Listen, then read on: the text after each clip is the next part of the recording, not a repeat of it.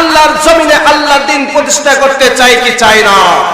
প্রয়োজনে আল্লাহর জমিনে আল্লাহর দ্বীন প্রতিষ্ঠা করতে যেয়ে যদি জীবন দিতে হয় জীবন দেব, যদি সন্তানদেরকে এতিম করতে হয় এতিম করব, স্ত্রীকে বিধবা করতে হয় স্ত্রীকে বিধবা করব, মা বাবাকে সন্তান হারা করতে হয় মা বাবাকে সন্তান হারা করব, এরপরও আল্লাহর জমিনে আল্লাহর দ্বীন প্রতিষ্ঠা করব ইনশাআল্লাহ।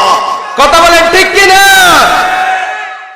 আমার ভাইয়েরা আমার বন্ধুরা, তো যেই কথা বলতেছিলাম, আল্লাহ রাব্বুল আলামিন বলেন মাইয়ুতি'র রাসূল ফাকাদ আতা আল্লাহ।